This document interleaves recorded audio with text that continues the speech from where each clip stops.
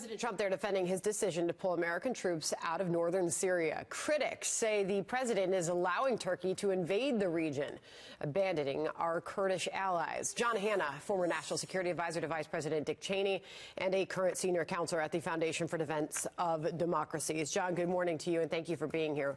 What did you make of this move by the president? Well, I'm deeply troubled by it. There's two parts to it. First is the way the decision got made itself, which seemed to be very compulsive or impulsive without a lot of deliberation, either with his advisors, Congress, or our allies on the ground, our Kurdish allies who have fought and lost more than 10,000 people in this fight against ISIS. The second part is just the substance of the decision itself, which I think has deeply troubling implications for American strategic interests, both in terms of fighting and keeping ISIS down, and second, in terms of what our adversaries are going to do to try and fill this vacuum if America does pull back, the Iranians and Russians in particular. For the president's part, he says that this was a campaign promise, and he's simply fulfilling that, and this is something he promised the American people and that he was elected on, John.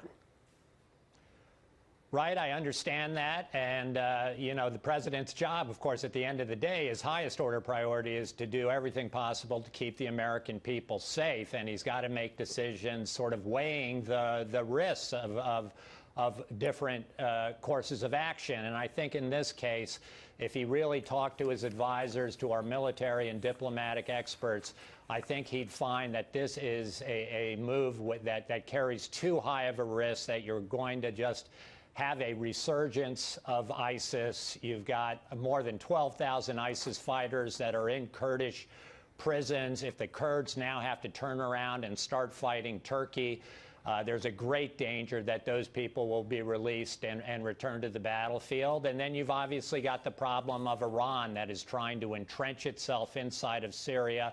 Our presence there, together with the Kurds, has proved to be an important blocking obstacle to the Iranians. And without us there, I think there's a great danger that they entrench and fulfill their ambition of being right on the Israeli border. Ted Cruz has called this move disgraceful. Nikki Haley weighed in, calling it a big mistake. Liz Cheney said it's a catastrophic mistake. Here's Senator Mike Lee, however, on with Martha last night.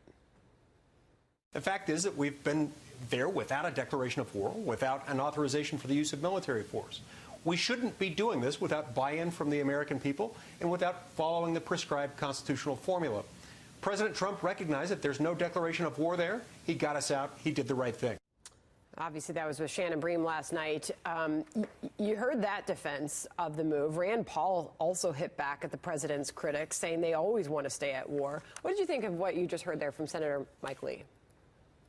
Well, I think there's an important point about the American executive being in consultation with the people's representatives in Congress about military action overseas. I think that's a legitimate point. It's not the point that the president made. The president made he wants to end what he calls the forever war, an endless war there.